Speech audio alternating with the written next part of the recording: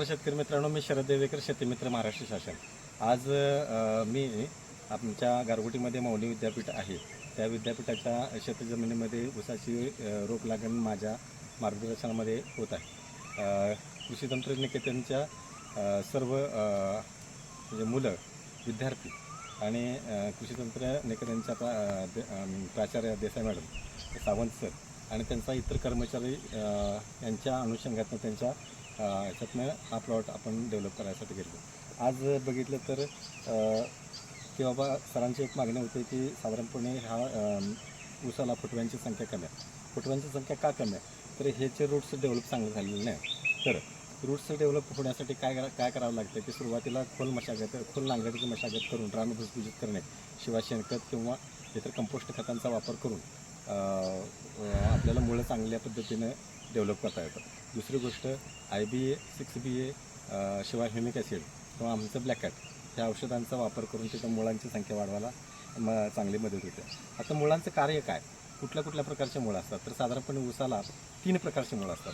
त्यामध्ये कसं ही जो ऊसाचा गंड आहे, ह्या गंडाला जी ह्या तंतुमुळं आहेत हे काय करतात तर पाण्याचं शोषण आणि अन्नद्रव्याचं शोषण हे तंतुमुळे करत असतात. शिवाय जे ह्या पेराला हे पट्टी मूळपट्टी म्हणजे मुळेपट्टी म्हणतात ह्याला. तर ह्याला जे निघणारी मुळं आहेत ते आधार देणारी मुळं आहेत. आणि दुसरी गोष्ट ह्याला दोरी मुळं असतात. ही दोरी मुळं हे एक लांबडं झालं. ओके, तर हे जाडसर असतं.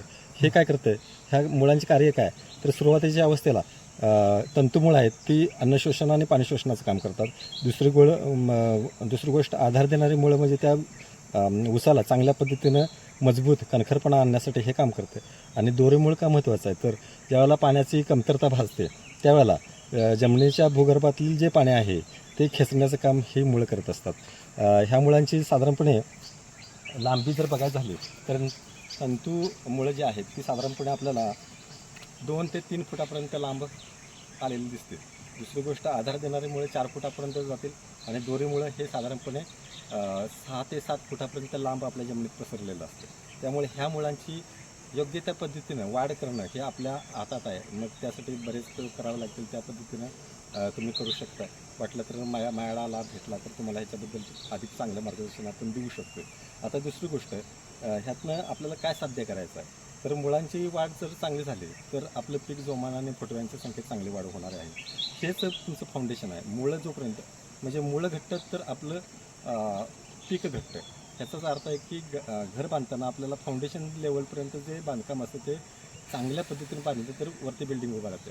तर मला इथं आल्यानंतर चांगलं वाटलं की जेणेकरून ह्याच शाळेचा मी एक विद्यार्थी आहे आणि माझ्याच मार्गदर्शनामध्ये हा प्लॉट चालला आहे. ही माझ्यासाठी म्हणजे अभिमानाची गोष्ट आहे.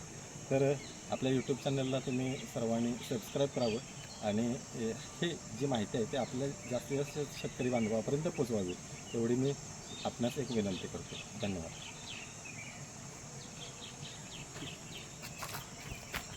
बरं